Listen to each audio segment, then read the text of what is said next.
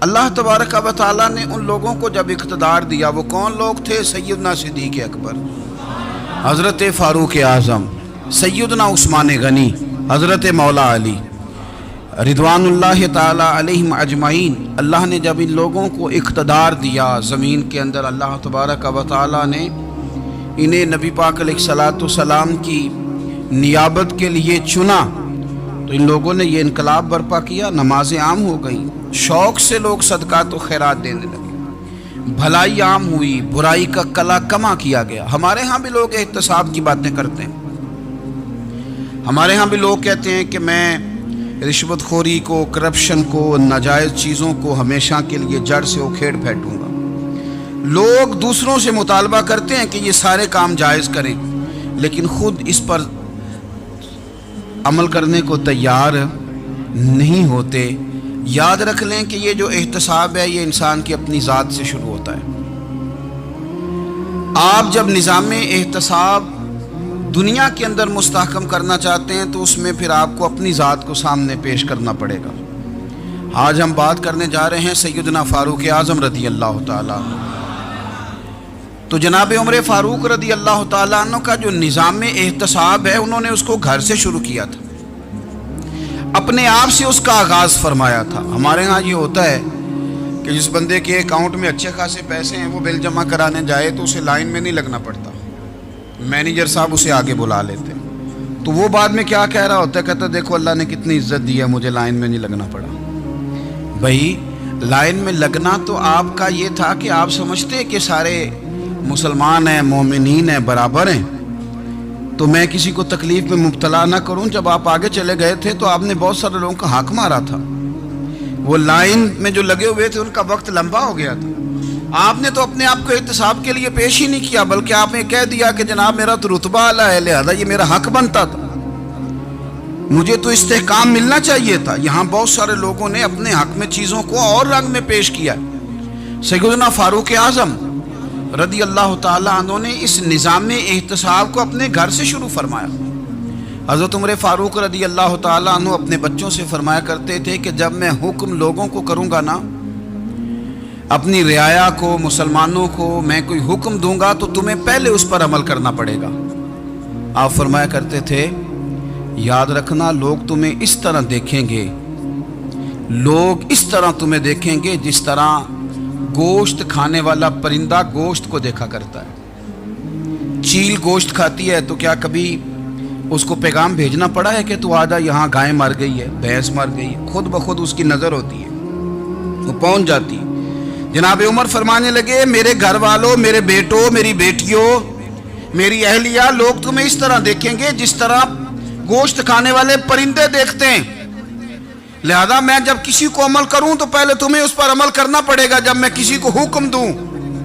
آپ فرمانے لگے یاد رکھنا اگر تم نے میرا حکم نہ مانا تو غیروں نے حکم نہ مانا تو انہیں ایک سزا ملے گی، اور اگر میرے گھر والوں نے نہ مانا تو ڈبل سزا ملے گی، تم پر ڈبل سختی کی جائے گی کہ تم نے میری بات کیوں نہیں مانی۔ یہ نظام احتساب ہے۔ ہم نہ دوسروں کے بچوں کا گلا کاٹ کے اپنے بچوں کی خوشیاں لینا چاہتے ہیں، ہم چاہتے ہیں کہ دوسروں کے بچوں کے حصوں کا مال میرے گھر میں آ جائے، آ جاتا ہے۔ کچھ لوگوں کی سیاست چل جاتی ہے، کچھ لوگوں کا فریب اور فراڈ کام کر جاتا ہے، لیکن وہ گھر روشن نہیں ہوتے۔ ان گھروں میں پیسہ ہوتا ہے پر قرار رخصت ہو جاتا ہے، ان گھروں میں آسانیاں اور وسعتیں تو آ جاتی ہیں لیکن ایک دوسرے کا احترام ختم ہو جاتا ہے۔ سیدنا فاروق اعظم رضی اللہ تعالیٰ عنہ کا یہ طریقہ تھا کہ وہ اپنے بچوں پر سختی کرتے۔ آپ ہمارے ملک میں یہ نظام ہے، موجودہ حکمران ہو یا ان سے پچھلے، بچے سب کے ملک سے باہر رہتے ہیں، یہاں رہتے ہیں تو محلات میں، باہر جاتے ہیں تو بڑی بڑی آسائشوں میں۔ ان کے بچوں کے لیے قانون بھی الگ سے ہیں، قاعدے بھی الگ سے ہیں، اور ہمارے ملک کے اندر تو ایک باقاعدہ پروٹوکول کا سسٹم ہے، اس سسٹم سے گزر کر بڑے بڑے لوگ چلنا پسند کرتے ہیں۔ ہمارے زمانے میں بھی کچھ چیزیں سرکاری ہوتی ہیں خالص، لیکن عجیب نظام ہے نا، ہر چیز کا کرایہ بڑھ جاتا ہے، سرکاری دکان کا نہیں بڑھتا۔ باقی دکانیں 5-6 سال کے لیے ملتی ہیں، سرکاری دکان پہ آپ قبضہ کرنا چاہیں تو پورے 100 سال کے لیے مل جاتی ہے، چونکہ یہ عام عوام کی پراپرٹی ہے تو اس کے ساتھ جو مرضی کو سلوک کرے۔ ایک سرکاری چراگاہ تھی جس کے اندر جانور چرا کرتے تھے، ہمارے ہاں بھی پنجاب میں کچھ جگہیں ہوتی ہیں تو ہم لوگ کہتے ہیں شام لاٹ ہے۔ سرکاری چراگاہ میں جانور چرا کرتے تھے۔ حضرت عمر فاروق رضی اللہ تعالیٰ عنہ کے صاحبزادے سیدنا عبداللہ ابن عمر رضی اللہ تعالیٰ عنہ نے بھی ایک اونٹ خرید لیا، تو سب لوگوں کے جانور سرکاری چراگاہ میں چرتے تھے، آپ نے بھی اپنا جانور وہاں چرنے کے لیے کھانے پینے کے لیے چھوڑ دیا۔ وہ جب اونٹ آیا تو پتلا تھا، کچھ دنوں کے بعد وہ فربا ہو گیا، طاقتور ہو گیا، موٹا تازہ ہو گیا۔ حضرت سیدنا عبداللہ ابن عمر رضی اللہ تعالیٰ عنہ نے بیچا تو وہ ڈبل قیمت سے بھی زیادہ کا بکا، کیونکہ پہلے دبلا پتلا تھا، اب موٹا تازہ فربا ہو گیا۔ حضرت سیدنا فاروق اعظم رضی اللہ تعالیٰ عنہ کو پتہ چلا تو بلایا، فرمایا پتر اونٹ بیچ دیا ہے؟ ابا جی بیچ دیا ہے۔ فرمایا کتنے کا خریدا تھا؟ اتنے کا۔ بیچا کتنے کا؟ ڈبل قیمت بتائی۔ فرمایا اس طرح کر کے اصل رکھ لے اور جو اوپر ملی ہے مجھے دے دے۔ حضور آپ نے کیا کرنی ہے؟ فرمایا میں سرکاری خزانے میں جمع کروں گا۔ حضور کیوں؟ فرمایا اس لیے کہ تیرا اونٹ سرکاری جگہ پہ چرا کرتا تھا، وہ گھاس سرکاری جگہ سے کھاتا تھا۔ حضور سب کے کھاتے۔ حضرت عبداللہ ابن عمر کہنے لگے سب کے کھاتے ہیں۔ آپ فرمانے لگے تو سب میں شامل نہیں ہے، تو امیر المومنین کا بیٹا ہے، تجھے میں یہ حق نہیں دے سکتا، تیرے اوپر تھوڑی سختی زیادہ کی جائے گی، تجھے یہ حق نہیں ملے گا۔ تو اپنے اونٹ کو چونکہ سرکاری چراگاہ میں چرایا کرتا تھا، لہذا تجھے وہ جو اصل رقم یہاں جمع کرانی پڑے گی۔ ہمارے تو بچے پہلی بات تو یہ ہے کہ بات ہی نہیں سنتے، یہ سب کے بچوں کی بات کر رہا ہوں، وہ ٹیچر کے بچے ہوں، سیٹھ کے بچے ہوں، پیر کے بچے ہوں، امام صاحب کے بچے ہوں، کسی کے بچے ہوں، پہلے تو سنتے نہیں۔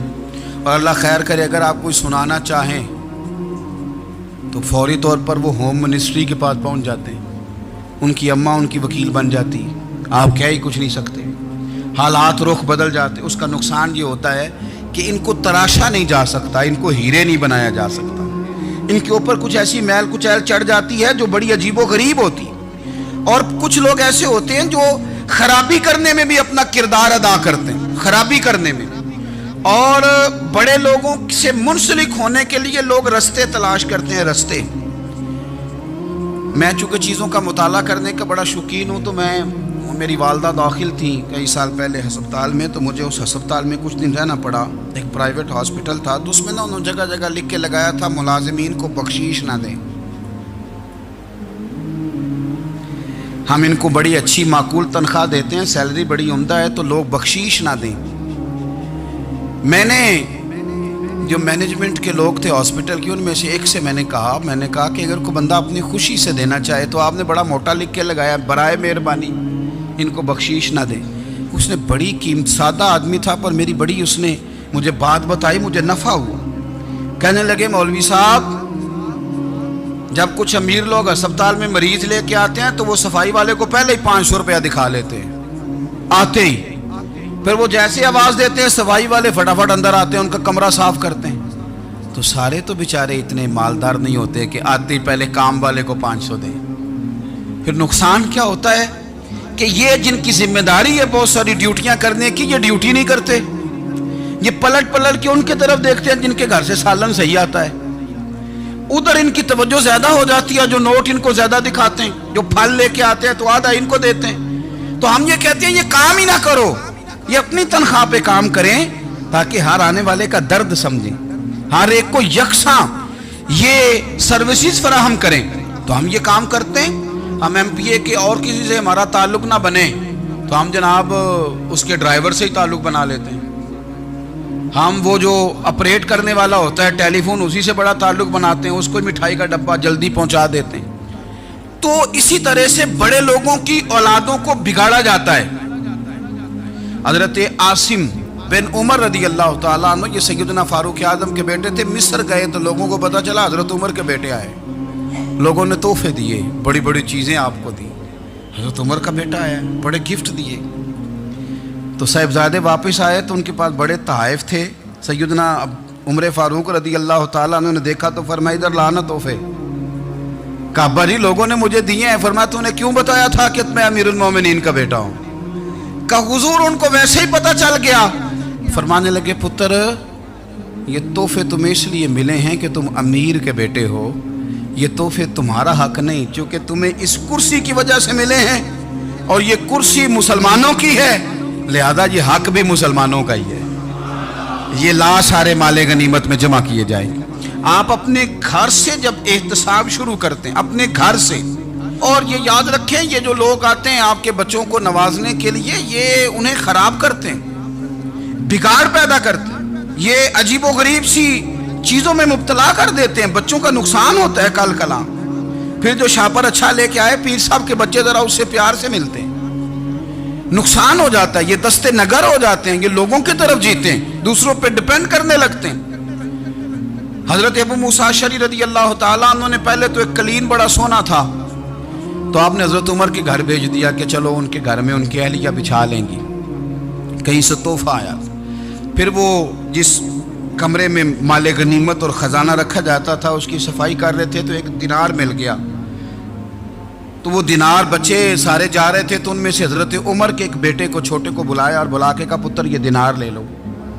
हजरत उमर ने देखा कि बेटे के हाथ में दिनार भी है और घर में कालीन भी है। एक मौके पे वो कालीन गया, एक मौके पर बच्चे को एक दिनार दिया। तो हजरत उमर अपनी अहलिया से पूछने लगे ये कहाँ से आया कालीन? का जनाब अबू मूसा अशअरी रदी अल्लाह ताला अन्हु ने भेजा है। बेटे से पूछा दिनार कहाँ से आया? कहा मुझे उन्होंने ही दिया है। आपने वो दिनार भी लिया और कालीन भी लिया और उसको लपेटा और जनाब अबू मूसा अशअरी को बुलाया और इतने सख्त नाराज थे, फरमाने लगे अबू मूसा अशअरी से कहना मेरे पास पैदल आए, घोड़े पे ना आए। और जब आए हजरत अबू मूसा अशअरी तो जनाब उमर इतने नाराज हुए कि वो कालीन लपेट कर तो उनके सर पे मार दिया। फरमाने लगे पकड़ो अपना दिनार, तुम्हें पूरे मदीने में मेरे बेटे के अलावा कोई और नहीं मिलेगा जिसे तुम खराब कर सको, मेरा पुत्र ही मिला था बिगाड़ने की, किसने इजाजत दी तुम मेरे बेटे को दिनार दो, क्यों लाए तुम मेरे घर में कालीन? हजरत उमर फारूक रदी अल्लाह ताला अन्हु फरमाने लगे मैं जमीन पे सोने का आदी हूं, जमीन चटियल भी हो तो रब का बंदा बन के सोता हूं तो अल्लाह मुझे आराम और सुकून की नींद अता फरमा देता है, मुझे तुम्हारे मखमलों की और कालीनों की जरूरत नहीं है। एहतसाब यहाँ से शुरू होता है भाई, यहाँ से हम ना अपने घर में बैठ के मायूस मायूस बातें करते हैं और फलाने के बच्चे कहाँ पहुँच गए, फलाने के बाद बड़ा पैसा आ गया, मैं कच्चे मकान में रहूँ, मैं ये करूँ, देखो मुझे नहीं सहूली। ये तो आप मायूसी वाली बातें कर रहे हैं, ये तो आप कमज़ोर बातें कर रहे हैं, ये तो इस तरह की बातें तो हारे हुए लोग करते हैं। इस तरह का लबो लहजा तो उन लोगों का होता है जो एहसासे कमतरी का शिकार होते हैं। ये आपने किस तरह का लबो लहजा अपने बच्चों को आप भिखारी बना रहे हैं ताकि दूसरों को देख के तो मायूस हो जाए। उठ बांध कमर क्यों डरता है, फिर देखो खुदा क्या करता है। आपका जो एहसास है वो इतना खूबसूरत हो, आपके लहजे के अंदर इस कदर ठहराव हो, आपको इत्मीनान आ चुका हो, और आपके बच्चे कभी भी कंपैरिजन न करें अपना किसी के साथ, कभी भी उन्हें करने ना दें। आप कभी वो कभी ये बात ना करें कि फलाने ज़्यादा अच्छा खाते पीते हैं तो हम किधर हैं, करने ना दें उन्हें बताएं कि बेटा अपनी मट्टी पे चलने का सलीका सीखो, संगे मरमर पे चलोगे तो फिसल जाओगे। उनको बताएं कि जो तुम्हारे पास है ये खुदा का अतिया है, इसी पर तुमने कनात करनी कभी भी। हजरत ज़ैद बिन हारसा से नबी पाक सल्लल्लाहु अलैहि वसल्लम को बड़ा प्यार था। फिर उनके बेटे हुजूर के गुलाम ज़ादे हजरत उसामा बिन ज़ैद के साथ भी हुजूर बड़ा प्यार करते। लेकिन ये तो मुसल्लमा हकीकत है ना कि अज़मत और शान तो सैयदना फारूक आज़म की ज़्यादा है। उम्मत का इत्तेफाक है कि नबियों के बाद सबसे बड़ा दर्जा जनाबे सिद्दीक़ अकबर का, और फिर अल्लाह ने मकाम अता किया हजरत फारूक आज़म को। ये बड़े लोग थे। एक दफ़ा माल तकसीम हो रहा था तो हजरत उमर रदी अल्लाह ताला अन्हु ने ना हजरत उसामा बिन ज़ैद को 4000 दिनार दिए और अपने बेटे अब्दुल्ला इब्न उमर को 3000 दिनार दिए। तो हजरत अब्दुल्ला इब्न उमर घर जाके कहने लगे अब्बा जी उसामा में वो कौन सी खूबी है जो मेरे अंदर नहीं, और उसामा के बाप में वो कौन सी खूबी है जो आपके अंदर नहीं। तो हजरत उमर की आजिज़ी देखिए, हालांकि बिल इत्तेफाक दुनिया जानती है कि जनाब उमर फारूक रदी अल्लाह ताला अन्हु अफजल हैं, फिर भी पता अपने बेटे से क्या कहते हैं? फरमाते हैं ओ सुन यार, वो खिदमत गुजार हैं नबी पाक के, वो भी हुजूर के घर में ड्यूटी करते, नौकरी करते, और इनके बेटे भी हुजूर की नौकरी करते, ये खिदमत गुजार हैं। फरमाने लगे अगर तूने पूछ लिया तो सुन, फिर मेरी तो राय ये है कि तेरे से ज़्यादा उसामा बिन ज़ैद हुजूर की नज़र में प्यारे हैं, और उसामा का बाप तेरे बाप से ज़्यादा नबी पाक का प्यारा है। कोई कंपैरिजन करने नहीं दिया, बच्चों को किसी ऐसी जगह खड़े होने नहीं दिया। फरमाया ये वजह है, ये अंदाज है कि तू ज़्यादा प्यारा है। हज़रत उमर फारूक रदी अल्लाह ताला अन्हु पसंद नहीं करते थे, ज़रा बराबर भी पसंद नहीं करते थे कि कोई शख्स और माल आता तो अपने रिश्तेदारों को नवाजने से बचते। माल गनीमत आता है ना, हमारे यहाँ तो अल्लाह खैर करे, जब कोई बंदा काउंसलर बनता है, चेयरमैन बनता है, तो ठेका किसको देता है? कोई चलो भतीजा मिल जाए, कोई भांजा मिल जाए, कोई छोटा भाई, उसे भी काम मिल जाता है साथ। नवाजने पे लोग आते हैं तो वो तलाश करते हैं कि कहाँ कहाँ को मेरा है, वो टेंडर ही उनके नाम के पास होते हैं जिनकी तरफ ज़रा नजर करम ज़्यादा होती। हज़रत उमर फारूक माल तकसीम कर रहे थे तो बेटी आगे कहने लगी अब्बा जी रिश्तेदारों का भी हक होता है, आप सबको देते हैं, आपके अपने आपके करीब ही नहीं आते। तो हज़रत उमर फारूक ने क्या लफ्ज़ कहे, क्या हकीकत है, क्या हुस्न है। फरमाने लगे पुत्र ये माल तेरे बाप का नहीं मुसलमानों का है, जब तेरे बाप का जाती माल होगा तो अपने रिश्तेदारों को देगा, ये मुसलमानों का माल है, ये उसी हिसाब से तकसीम होगा जो अदल का हिसाब है, जो तराजू ठीक है। फरमाया तू मुझे ये मशवरा ना दे, ये मुसलमानों का माल। यहां से निजाम में इख्तिसाब शुरू होता है, यहां से इंसान आगे बढ़ता है, और फिर कोई तकल्लुफ नहीं किसी पर हजरत उमर का, कोई छोटा है या बड़ा है। हजरत अबू सुफियान रदी अल्लाह ताला अन्हु सरदार रह चुके हैं मक्के के, बड़े आदमी, लेकिन निजाम में एहतसाब में कोई छोटा बड़ा नहीं होता। हजरत उमर फारूक मक्का मुकरमा गए तो लोगों ने कहा हुजूर जनाब अबू सुफियान ने ना गली में पत्थर रखे और बहुत सारे लोगों को रस्तों में तकलीफ हो रही है। तो हजरत अबू सुफियान रदी अल्लाह ताला अन्हु से भी लोग कह देते तो वो भी उठा देते, लेकिन लोगों ने, चूंकि वो सरदार थे, बड़े थे, तो लोगों ने उनसे कहा नहीं। हजरत उमर जब आए तो कहा, तो जनाब उमर ने परवाह नहीं की, खुद आए, जनाब अबू सुफियान से कहा ये पत्थर आपने रखे? कहा हुजूर हाँ। फरमाया ये भी उठाइए, ये भी उठाइए, ये भी उठाइए। जब वो उठा रहे थे तो हजरत उमर कह रहे थे शुक्र नहीं अल्लाह का कि उमर कह रहे हैं और अबू सुफियान मानते जा रहे हैं। शुक्र नहीं, ये निजाम इत्तिसाब है कि बड़ा हो या छोटा हो, उसको ये हक हासिल नहीं है कि मुसलमानों को वो किसी तकलीफ में किसी भी सूरत में मुब्तला करे, कहीं भी किसी जगह भी, उसको ये वाली इजाज़त नहीं। हज़रत सैयदना उमर फारूक रदी अल्लाह ताला अन्हु। फिर एक और बात थी, मैं कई दफ़ा ये बात कहता हूँ और मुझे ज़ाती तौर पर इसका बड़ा तजर्बा है। कुछ लोग ना खुशामद पसंद हो जाते हैं, बड़ी उम्दा तारीफ़ करते हैं, ओए होए हो, पुल बांधते हैं पूरे, आपके पास आएंगे तो कहेंगे जनाब आपसे ज़्यादा अच्छा बंदा ही कोई नहीं, तो वो ना आपसे काम निकलवाते हैं।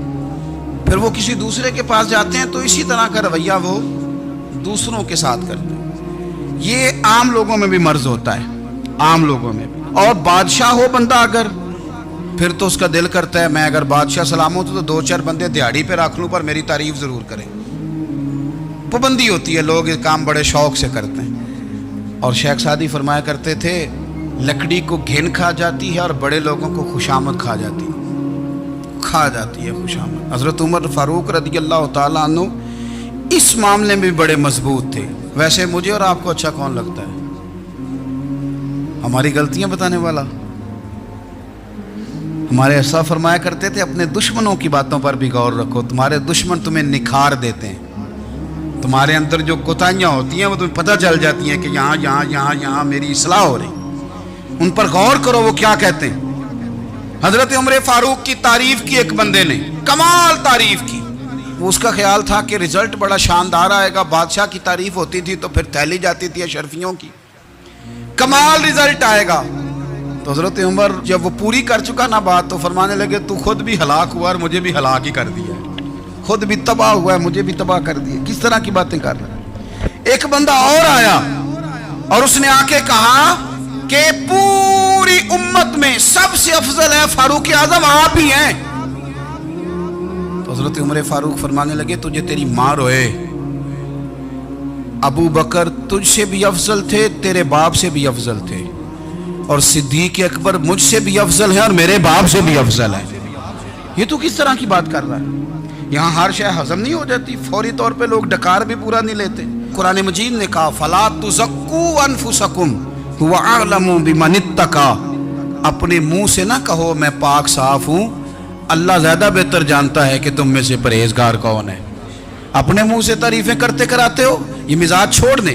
حضرت عمر رضی اللہ تعالیٰ عنہ پسند نہیں کرتے تھے. ایک آدمی نہ چلتا تھا وہاں تو بڑا متکبرانہ چال کے ساتھ چلتا. حضرت عمر نے دیکھا, یہاں تک احتساب فرماتے تھے, زمین پہ زور زور سے پیر پٹکتا, چال بڑی اس کی متکبرانہ, لوگ بڑے پریشان ہوتے. حضرت عمر نے ایک دن سمجھایا, باز نہیں آیا. اگلے دن پہ درہ نکال لیا, لگائے 4 درے, فرمایا آج کے بعد نہ چلنا اس طرح مدینے میں پیر پٹک پٹک کے. اس وقت تو اسے غصہ لگا, لیکن کچھ دیر کے بعد نا جب غصہ اترا تو حضرت عمر کے پاس آیا, کہنے لگا حضور اللہ آپ کا بھلا کرے, آپ نے درے نہیں مارے, آپ نے تو شیطان بھگا دیا جو میرے ساتھ چمٹا ہوا تھا. چمٹا ہوا شیطان آپ نے مجھ سے بھگا دیا ہے. یاد رکھیں مسند امام احمد بن حنبل میں حدیث ہے, اللہ کے پیارے رسول صلی اللہ علیہ وسلم فرماتے ہیں جو دنیا میں متکبرانہ چال کے ساتھ چلتا ہے نا, قیامت کے دن وہ اللہ سے اس حال میں ملے گا کہ رب اس سے ناراض ہوگا. متکبرانہ چال سے نہیں چلیں گے. تو حضرت فاروق اعظم رضی اللہ تعالیٰ عنہ کا یہ طریقہ تھا کہ آپ خیال کرتے, اور پتہ کس طرح کا آپ کا مزاج تھا. فرماتے تھے تقسیم کرو, دوسروں کا بھی خیال رکھو. جس طرح بندہ دیوانہ وار نہیں لوگوں کا خیال رکھتا کہ بندہ بگڑے کوئی نہ, دیوانہ وار. کچھ لوگ تبلیغ کرتے ہیں رسمی, اور کچھ لوگ ایسے ہوتے ہیں جو لوگوں کی اصلاح میں دیوانے ہو جاتے ہیں. ان کی خواہش ہوتی ہے یہاں بھی بندہ ٹھیک ہو جائے, یہاں بھی بندہ ٹھیک ہو جائے, یہاں بھی بندہ ٹھیک ہو. کچھ لوگ کڑی نگرانی کرتے ہیں کہ انسان بگڑنے نہ پائے. حضرت عمر فاروق رضی اللہ تعالیٰ عنہ نا گوشت والی دکان کے پیچھے جا کے بیٹھ گئے کئی دنوں تک. وہ کہنے لگا حضور یہاں کیا ہے؟ فرمایا تو اپنا کام کرنا. گوشت والی دکان پہ بیٹھے, کام کر اپنا, نگرانی کرنے لگے حضرت عمر. پھر آپ نے نا وہ بندے پکڑ لیے. کون؟ جو 2 دن مسلسل گوشت خریدنے آئے, پکڑ کے کھڑا کر لیا. فرمایا تو کل بھی گوشت لینے آیا تھا؟ حضور ہاں. فرمایا آج پھر کھائے گا؟ حضور جی. تو آپ فرمانے لگے کیا تیرے محلے سے غربت ختم ہو گئی ہے؟ تیرے رشتہ دار سارے پیٹ بھر کے کھاتے ہیں, تو 2 دن گوشت لینے آتا ہے. فرمایا آج کے بعد مسلسل گوشت لینے آیا تو درے سے ماروں گا, خبردار یہ کام نہ کرنا. یہاں تک نظام احتساب کا جب خیال رکھا جائے پھر حالات بگڑا نہیں کرتے, پھر وہ قابو میں رہا کرتے. حضرت عمر فاروق رضی اللہ تعالیٰ عنہ اس ترتیب کے ساتھ اصلاح کرتے, اس ترتیب کے ساتھ. سیدنا فاروق اعظم رضی اللہ تعالیٰ عنہ کی ایک بات آخر میں عرض کرنی ہے, وہ میں بھی اپنے اوپر لاگو کروں, آپ بھی غور کریں. حضرت عمر فاروق رضی اللہ تعالیٰ عنہ نے نا خط لکھا حضرت ابو موسیٰ اشعری کو. آپ فرمانے لگے یاد رکھنا جو گورنر, جو امیر اپنے رب کریم کی فرما برداری کرتا رہتا ہے نا, اس کی رعایا بھی اس کی فرما برداری کرتی ہے. اور جو لوگ اپنے رب کریم کی فرما برداری چھوڑ دیتے ہیں, پھر جنہوں نے ان کی فرما برداری کرنی ہوتی ہے وہ ان کی فرما برداری چھوڑ دیتے ہیں. آپ نے سپہ سالاروں کو خط لکھے تھے, فوج کے جو جرنیل تھے, کمانڈو تھے, ان کو خط لکھے تھے. فرمایا جو سپاہی نماز نہیں پڑھتا اسے فوج سے نکال دو, اور ساتھ لکھا تھا یاد رکھو جو رب کا وفادار نہیں وہ ہمارا کیسے ہو سکتا ہے, نکال دو ان لوگوں کو, فوج سے الگ کر دو. ہم آج جو بے پناہ پریشان ہیں کہ ہمارے بچے بات نہیں مانتے, شاگرد بات نہیں مانتے, ہم شکوے کرتے ہیں, بے ادبی بڑھ گئی. ادب کے ساتھ میں گزارش کروں گا بڑوں کی بارگاہوں میں, جو میری طرح کے بڑے بنے ہوئے ہیں, بزرگوں سے نہیں بات کرتا, ان سے میں کہوں گا کہ ہمیں ایک دفعہ اپنے اوپر بھی تو غور کر لینا چاہیے. کہیں ایسا تو نہیں ہے کہ ہم جب تک اللہ تعالیٰ کے فرما بردار تھے, جب تک ہم تقوی کے معیار پر تھے, ہماری بات ماننے والے ہماری بات مان رہے تھے. کہیں ایسا تو نہیں کہ ہم اس معیار سے ہل گئے ہیں, تو اب جو ہمارے فرما بردار تھے وہاں سے ہل گئے. حضرت عمر رضی اللہ تعالیٰ عنہ فرمایا کرتے تھے کہ لوگوں کو عجب میں مبتلا نہیں ہونا چاہیے، خود پسندی کا جو ماحول ہوتا ہے اس سے لوگوں کو ہمیشہ نکلنا چاہیے۔ حضرت عمر کے ایک صاحبزادے نے کنگھی کر لی، اچھا لباس پہن لیا تو درہ مارا جناب عمر نے، تو آپ کی بیٹی کہنے لگی ابا یہ تو بالکل جائز ہے، اچھے کپڑے پہننا، اچھا لباس پہننا اور سر میں کنگھی کر لینا، اس پر درہ کیوں مار دیا؟ تو آپ فرمانے لگے بیٹا یہ خود پسندی میں مبتلا ہونے لگا تھا، یہ اپنے آپ کو بہت بھلا سمجھنے لگا تھا، اس کا خیال تھا کہ میں یوں میرے علاوہ کوئی نہیں، یہ اس مقام پہ جا رہا تھا جہاں اس کی تربیت رک جاتی، اس لیے درہ مارا ہے۔ ایک دفعہ حکومتی معاملات کے اندر آپ کی اہلیہ نے مشورہ دینا چاہا، بڑے کام بیویاں نہیں کرتی، بڑے بڑے معاملات میں مداخلت نہیں کرتی۔ ہمارے بر صغیر میں وہ بادشاہ نہیں گزرا کہ جو فیصلہ کرتا تھا تو کرسی پہ بیٹھ جاتا تھا اور پردے کے پیچھے اس کی بیوی بیٹھ جاتی تھی، اور جب وہ فیصلہ سنانے لگتا تو یوں گردن پیچھے کرتا اور اہلیہ جو کہتی وہ فیصلہ سنا دیتا۔ لیکن ایک دفعہ خاتون نے ایک آدمی کو حضرت عمر نے معزول کیا تو آپ کی اہلیہ نے، اس آدمی کی اہلیہ حضرت عمر کی اہلیہ سے ملی ہوں گی، تو خاتون نے ذرا سفارش کرنی چاہیے، تو جناب عمر فاروق رضی اللہ تعالیٰ عنہ کے ہاتھ میں عصا تھا، ڈنڈا تھا، 2-3 دفعہ زمین پہ مارا، فرمایا تمہیں کس نے اجازت دی ہے حکومتی معاملات میں مشورہ دینے کی؟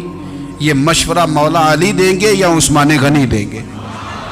آپ کو کس نے اجازت دی؟ وہ حکومتی معاملات، وہ مسلمانوں کا اجتماعی معاملہ، وہ مسلمان دیکھیں گے، آپ کو اس میں آنے کی اجازت نہیں ہے۔ جو آپ کی ذمہ داریاں ہیں، آپ کے حقوق ہیں، ان پر آپ بات کریں۔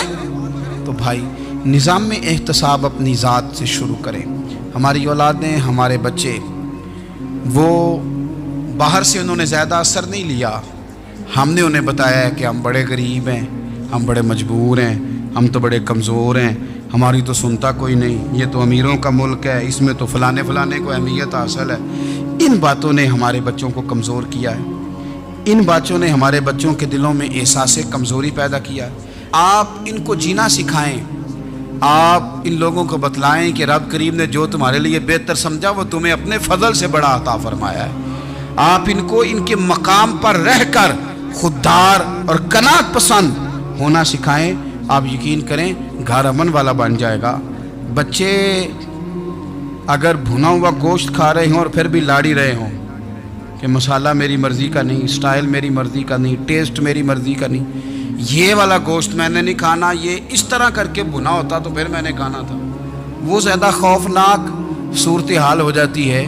لیکن اگر ابا جی، اماں جی، گھر والے کھیتوں میں کام کر رہے ہوں اور بچے اچار کے ساتھ روٹی لے کے جائیں اور بننے پہ بیٹھ کے، پھٹے پہ بیٹھ کے وہ پھر کھانا شروع کریں، اور جب وہ اچار آئے اور وہ ایک دوسرے کو کہیں کہ آج تو 2 کلے ہو گئے میرے کام کے، اس دفعہ تو دیکھنا ہماری فصل کتنی شاندار ہوگی، ایک دوسرے کو دیکھ دیکھ کے وہ ہنسیں اور مسکرائیں اور ان کی باتوں میں لذت ہو، اور پھر وہ کہیں کہ آم بڑے اچھے مل گئے تھے، دیکھو اچار کتنا سونا آ گیا ہے، دیکھو یہ کس قدر زیادہ اچھا ٹیسٹ ہے، تیل بھی بڑا اچھا ہے، گل بھی بڑے وقت پہ گیا ہے۔ آپ یقین کریں یوں لگتا ہے کہ کائنات کی سب سے بہترین روٹی یہ لوگ کھا رہے ہیں۔ یہ سوچ حضرت عمر نے ہمیں دی ہے، یہ فکر جناب عمر نے ہم تک پہنچائی ہے۔ اللہ ہمیں سمجھنے کی توفیق عطا فرمائے۔ آخر دعوایا ان الحمدللہ رب العالمین۔ بول اٹھا کافر، بول اٹھا، اگر 6 مہینے عمر دنیا میں اور رہتے تو دنیا میں کوئی کافر موجود نہ ہوتا۔ 6 مہینے، اور جب اس بطل جلیل کا جنازہ اٹھا، اللہ بخاری پڑھیے نا، اللہم ارزقنا شہادت فی سبیلک، اللہ بسترے کی موت نہ دینا، شہادت کی دینا۔ عمر شہید ہوئے، مسجد نبوی میں نماز پڑھاتے، اور جب جنازہ اٹھا تو مدینے کا پھر پیچھے جو دلیر بچے وہ مولا علی تھے۔ مولا علی، جناب عمر کا جنازہ اٹھا تو سب سے پہلی ہائے جو نکلی وہ حضرت علی کی زبان سے نکلی، اور حضرت علی کی ساری داڑھی آنسوؤں سے بھر گئی۔ لوگوں نے کہا کہ علی کیا ہوا؟ فرمانے لگے تم دیکھ نہیں رہے جنازہ کس کا اٹھا ہے، پلٹ کے دیکھو تو صحیح، تم پتہ نہیں یہ کون گیا ہے؟ کہ حضور کیا ہوا؟ اب فرمانے لگے عمر اس طرح کے کام کر کے گیا ہے، اب ان کے رستوں پہ کون چلے گا؟ کون اس کے جگر راہ وفا میں میں نقش ایسے چھوڑ آیا ہوں، میں جس منزل سے گزرا ہوں وہ اب تک یاد کرتی ہے۔ حضرت علی حضرت عمر کے جنازے پہ کھڑے ہو کے کہتے ہیں اللہ مجھے اس طرح کے عمل کرنے کی توفیق دے جس طرح کے عمر کر کے گیا۔ میرے بھائی بطل عزیز، بطل حریت حضرت عمر رضی اللہ تعالیٰ عنہ جو اپنی زندگی انقلاب والی گزار کے گئے۔ عمر جب دنیا سے گئے تو 80 دینار کا قرضہ تھا، 22 لاکھ مربع میل کا حکمران، اور اپنے بیٹے سے کہنے لگے بیٹے کوشش کرنا تیرے خاندان والے مل کے میرا قرضہ اتار دے، میری قبر پہ بوجھ نہ رہے، اور اگر خاندان والے مدد نہ کریں تو میرے دوستوں سے بات کرنا، وہ مدد نہ کریں تو پھر علی سے بات کرنا۔ ان کا پیار آپس میں اتنا، اور تو اختلاف ثابت کر رہا۔ 80 دینار کا قرضہ چھوڑ کر حضرت عمر دنیا سے گئے، اور جاتی دفعہ کہہ گئے میرے بعد میرے بچوں کو حکومت کے مشورے میں بھی شامل نہ کرنا، حکومت کے مشورے میں بھی میری اولاد شامل نہ ہو۔ اتنا بڑا شخص اتنا بڑا رنگ دے کے یکم محرم کو جب عمر فاروق کا وصال ہوا تو بیٹے سے کہنے لگے اما عائشہ سے جا کے کہو میرا بھی نبی پاک کے روزے میں دفن ہونے کو دل کرتا ہے۔ ایک قبر کی جگہ ہے اما جی نے اپنے لیے رکھی ہے، بخاری ہے بخاری۔ حضرت عائشہ کے پاس صاحبزادے گئے، کہنے لگے اما جی عمر کو زخم لگ گیا ہے، حالت بڑی پریشانی والی ہے۔ وہ کہتے ہیں اگر اماں اجازت دیں، سید عائشہ رو پڑی، فرمانے لگی کہ اپنی قبر کی جگہ تو نہیں نہ کسی کو دیتا، پر عمر نے کمال ہی بڑا کیا، اسے کہو جاؤ گنبد خضرا میں قیامت تک جو مصطفیٰ پہ اور ابو بکر پہ سلام پڑے گا وہ تجھ پہ بھی سلام پڑھ کے جائے گا، جاؤ میں نے جگہ دی۔ اعلیٰ حضرت فاضل بریلوی رحمت اللہ علیہ فرماتے ہیں وہ عمر جس کے آداب شیدہ شکر، اس خدا دوست حضرت پہ لاکھوں سلام، اس خدا دوست حضرت پہ۔ آپ یقین کریں ممبر پہ بیٹھا ہوں، حضرت عمر کا جب نام لیتا ہوں تو میرے وجود کے رونگٹے کھڑے ہو جاتے ہیں۔ حضرت عمر کی زندگی جب پڑھتا ہوں تو لگتا ہے خدایا ایسے شخص بھی دنیا میں آئے کہ حضرت عمر رضی اللہ تعالیٰ عنہ کا آج یوم شہادت ہے۔ میرا تو دل کرتا تھا کہ فجر سے باتیں شروع ہوں اور سارا دن ہی عمر کی باتیں ہوتی رہے، سارا دن جناب عمر کی باتیں، سارا دن، اس لیے کہ ذکر جناب عمر کا ہوگا پر راضی اللہ کے رسول ہوں گے۔ میرے رسول پاک علیہ السلام سب کے لیے دعا مانگتے ہیں نا، حضور کی دعا عام ہے، لیکن مصطفیٰ کریم نے کعبے کا غلاف تھام لیا اور غلاف کعبہ کو حضور نے سینے سے لپٹایا اور سینے سے چمٹا کے کہا اللہ میں نے تو کبھی سوال ہی زیادہ نہیں کیے، میں کرنے آیا ہوں، مجھے عمر دے دے، عمر دے دے۔ حضور نے مانگ کے لیا، اور پھر جب جس کو حضور مانگے اللہ سے، حضرت عوف بن مالک اشجعی ایک صحابی ہیں، حضرت عوف بن مالک رضی اللہ تعالیٰ عنہ فرماتے ہیں کہ جناب ابو بکر صدیق کا زمانہ تھا تو میں نے خواب دیکھا، میں نے خواب میں جناب عمر کو دیکھا، اور میں نے دیکھا کہ کوئی کہنے والا کہہ رہا ہے کہ عمر وہ ہے کہ اللہ کے رستے میں کوئی اسے جتنا مرضی برا بھلا کہے یہ پرواہ نہیں کرتا۔ کس کے رستے میں؟ بولے سارے۔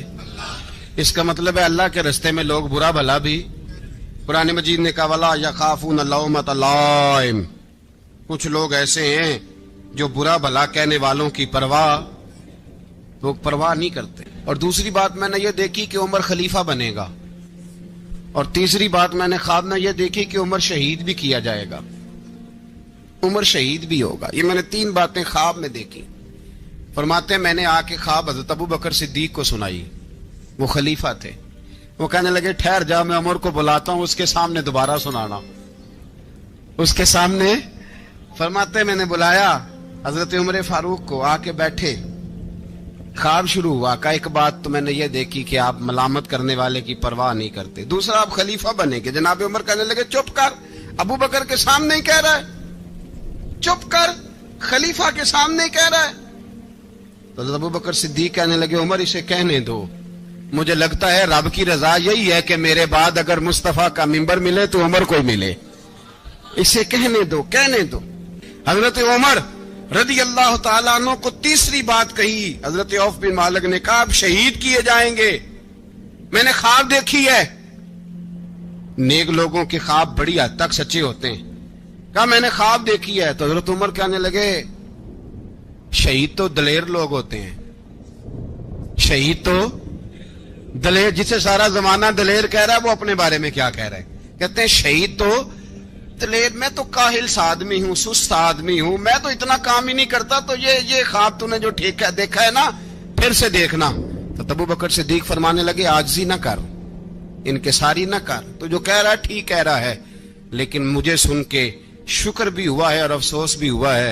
افسوس اس بات کا کہ تیرے جیسا بطل عظیم چلا جائے گا, اور شکر اس بات کا کہ رب تجھے زندگی بھی اعزاز والی دے گا, اور شہادت کی موت دے کے اللہ تجھے موت بھی عزت والی عطا فرمائے گا. اللہ موت بھی تجھے عزت والی دے گا, تجھے کاہلوں جیسی موت اللہ. حضرت فاروق اعظم رضی اللہ, او بھائی یہاں تو اس زمانے کا سب سے بڑا مسئلہ پروٹوکول ہے.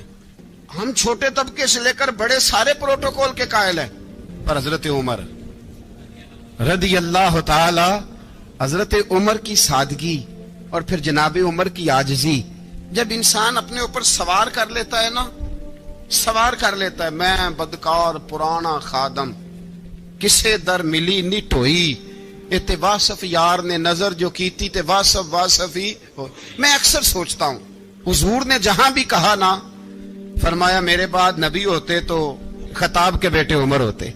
حضور نے فرمایا عمر جس رستے سے جاتا ہے شیطان وہ رستہ بدل جاتا ہے. نبی پاک صلی اللہ علیہ وسلم نے فرمایا میرا عمر وہ ہے کہ اس کی زبان پر حق جاری ہے. حضور علیہ الصلوۃ والسلام نے فرمایا 950 سال حضرت جبریل میرے عمر کی شان بیان کریں تو ان کی عظمت ختم نہیں ہوتی. 950 سال جبریل عظمت بیان کرے تو ختم نہیں ہوتی. یہ بات ہے حضرت عمر کی, اور فرمایا عمر ابو بکر کی نیکیوں میں سے ایک نیکی ہے. یہ شان ہے اب عمر فاروق رضی اللہ تعالیٰ عنہ کی.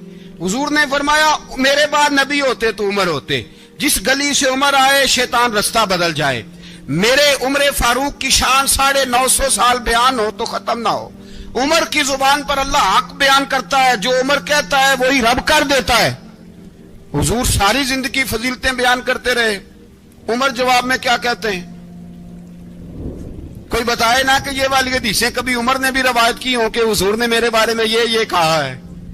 یہ روایتیں وہ روایت نہیں کرتے. ان سے جب لوگ کہتے عمر تیری بڑی بات ہے تو عمر رو پڑتے, کہتے میں تو اونٹ چرانے والے باپ کا بیٹا ہوں, میں تو اونٹ چرانے والے باپ کا بیٹا, اونٹ چرا. اس سے آگے عمر گئے ہی نہیں ساری زندگی, اس سے آگے لفظ ہی نہیں ادا کی. اور میں تو بھائی اونٹ چرانے والا, میرا باپ تو اونٹ چرایا کرتا تھا, 10 اونٹ تھے, میری ڈیوٹی ہوتی تھی, سنبھالے نہیں جاتے تھے, ابا ڈنڈوں سے مارتا تھا.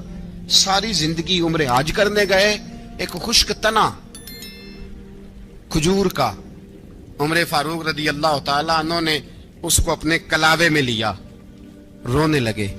لوگوں نے کہا عمر کیا ہوا؟ فرمانے لگے یہاں میں اونٹ چرایا کرتا تھا, یہاں میں اونٹ چراتا تھا, 10 اونٹ سنبھالے نہیں جاتے تھے. دیکھو رسول اللہ کی شان, آج ساری امت چلانے کا طریقہ عطا فرما دیا ہے.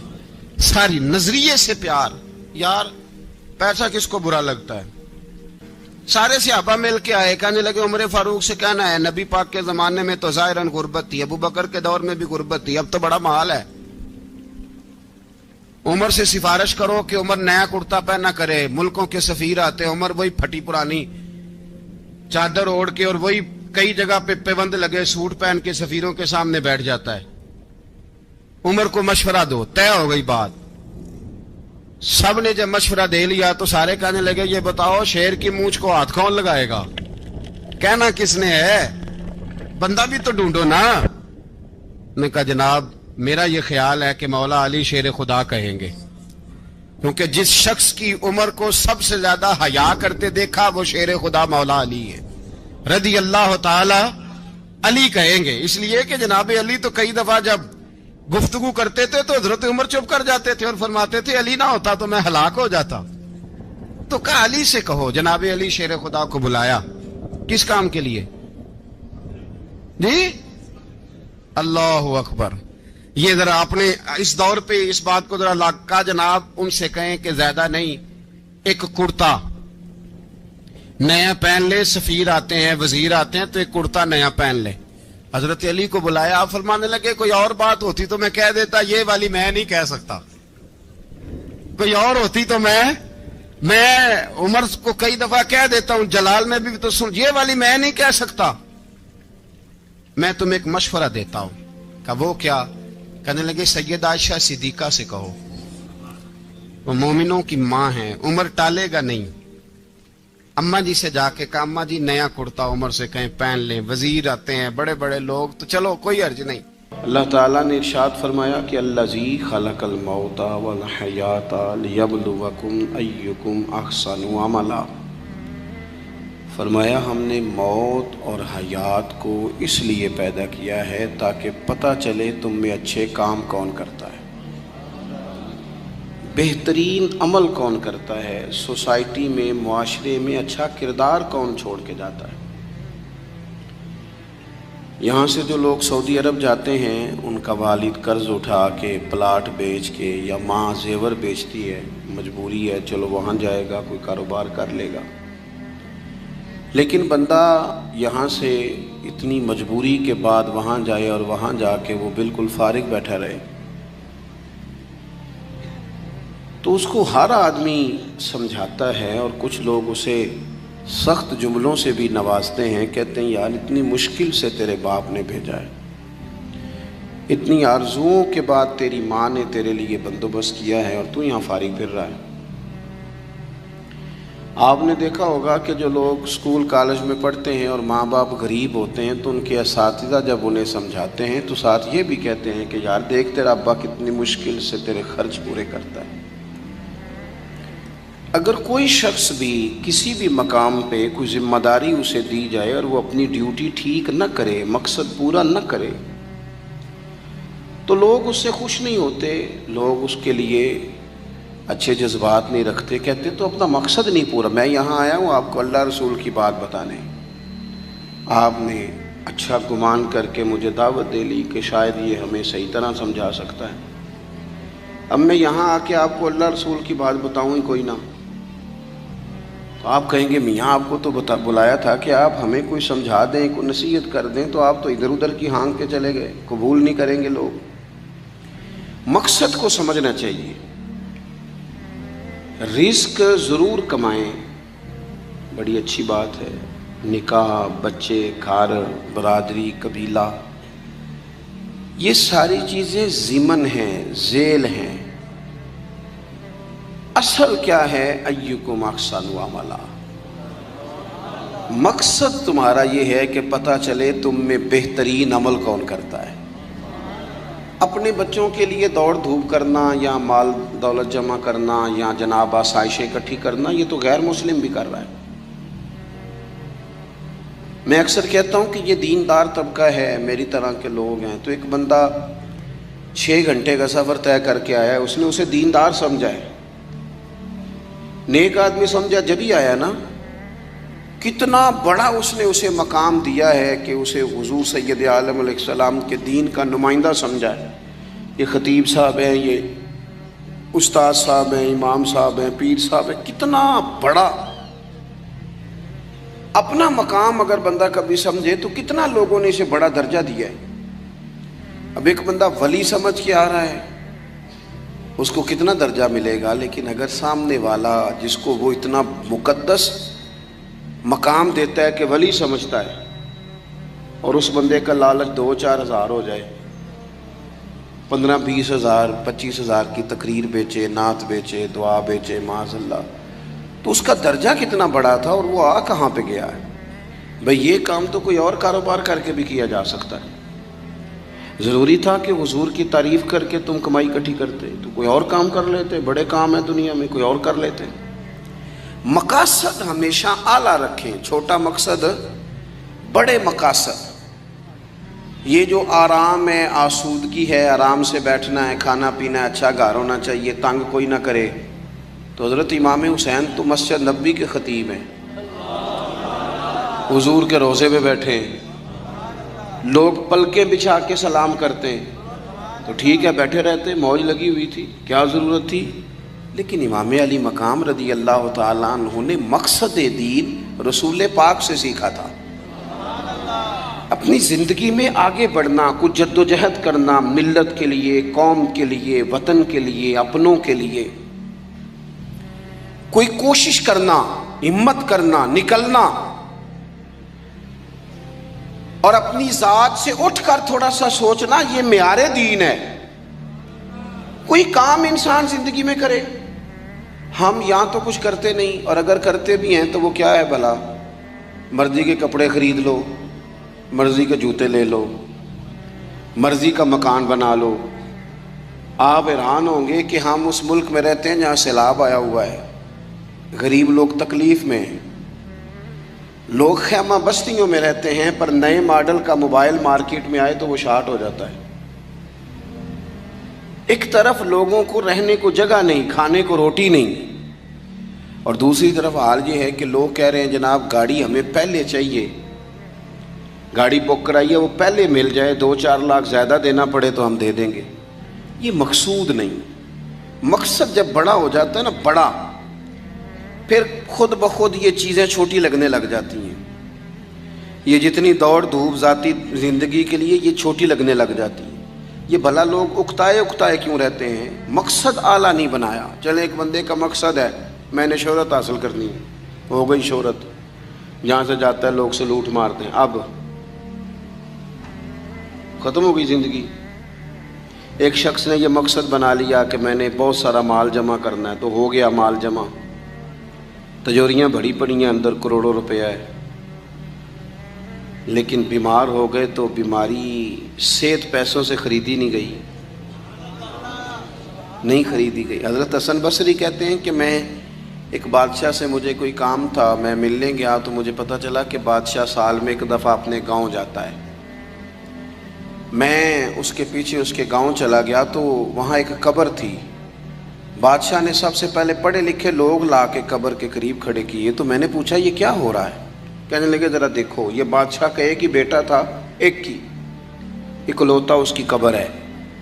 پڑھے لکھے لوگ پہلے کھڑا کیے، پھر اس کے بعد اس نے ڈاکٹر، حکیم، طبیب کھڑے کیے، پھر اس کے بعد اس نے فوجی، سپہ سالار، نیزہ باز، گھوڑ سوار کھڑے کیے۔ یہ کیا ہو رہا ہے؟ تو کہتے ہیں مجھے بتایا گیا اس کا ایک ہی بیٹا تھا، بیمار ہو گیا، پھر فوت ہو گیا۔ بادشاہ سال کے بعد یہاں آ کے کہتا ہے پتر یہ سارے پڑھے لکھے لوگ میں نے تیری قبر پہ کھڑے کیے ہیں ملک کے، اگر علم لڑا کے تجھے بچایا جا سکتا تو شاید میں مرنے نہ دیتا۔ پھر یہ حکیم، طبیب، یہ سارے کھڑے ہیں، اور بادشاہ کہتا ہے بیٹا اگر یہ ساری ان کی دانائی دے کے تجھے بچایا جا سکتا تو شاید میں تجھے مرنے نہ دیتا۔ پھر بادشاہ سپہ سالاروں کو، گھوڑ سواروں کو، تیر اندازوں کو کھڑا کر کے کہتا ہے پتر اگر طاقتیں لڑا کے بھی موت روکی جا سکتی معاذ اللہ تو شاید میں روک لیتا۔ پھر وہ آخر میں اپنے سر سے تاج اتار کے قبر کے پیروں والی سائڈ پہ رکھ کے رو پڑا، کہنے لگا پتر اگر حکومت دے کے، تخت دے کے بھی تجھے بچایا جا سکتا تو میں فقیر بن کے زندگی گزار لیتا پر تجھے بچا لیتا، لیکن کل نفس ذائقۃ الموت۔ ہم نہ بھول گئے اصل مقصود کیا ہے، کیوں آئے ہیں۔ ہمارا طرز زندگی، اٹھنا بیٹھنا چند ذاتی معاملات کے لیے، چند ذاتی۔ میں کہتا ہوں کہ اگر دین پر بھی عمل، دیکھو نا، وظیفہ پڑھنے سے روزی میں برکت ہوتی ہے، شک کوئی نہیں، صدقہ دینے سے بلائیں دور ہوتی ہیں، شک، بالکل ٹھیک باتیں اپنی جگہ پہ۔ کیا صدقہ رب راضی کرنے کے لیے دینا ہے کہ بلا دور کرنے کے لیے؟ شک کوئی نہیں اس میں کہ آپ اللہ کی راہ میں خیرات کریں گے تو روزی میں برکت ہوگی، تو آج آ کے وہ وظیفہ بھی صرف روزی میں برکت کے لیے ہی پڑھنا ہے۔ وہ جو سب سے بڑی رضا ہے رب کی، دیکھو ضروری نہیں ہوتا۔ میرے حضرت صاحب رحمۃ اللہ علیہ ایک دفعہ بھی میرے گھر نہیں آئے، اور آپ حیران ہوں گے کہ میں سمجھتا ہوں کہ شاید بہتر ہوا، کیونکہ میری اتنی حیثیت نہیں نا، اوقات نہیں نا، میں کو جیتے دل بر سونا، میں کیوں کر اس نو بھاواں ویڑے میرے وڑدا نہ ہی پئی لکھ وسیلے پاواں. میں سمجھتا ہوں کہ اگر ان کی بات مان لی، ان کے طریقے پہ عمل کر لیا، ان کی کوئی رضا مل گئی اپنے بزرگوں کی، اساتذہ کی، تو یہ زیادہ ضروری کام ہے، یا زیادہ ضروری کام یہ ہے کہ فوٹو ساتھ آ جائے، یا زیادہ ضروری کام یہ ہے کہ وہ کسی جگہ ریکارڈڈ، باقاعدہ ریکارڈڈ میری تعریف کر دیں کہ بلے بلے. یہ تو ٹھیک ہی نہیں. چیزوں کو جب تک ان کی اصل میں نہیں لیا جاتا، اصول میں، اتنی دیر تک معاملات بہتر ہے. ہم آئے ہیں دنیا میں بڑے بڑے کام کرنے، ہمیں کوئی کام کرنا چاہیے. ہمارا بڑا وقت ضائع ہوتا ہے، کوئی مقصد نہیں ہمارا فضول خوش گپیوں کا، لیکن مار رہے ہیں گپے.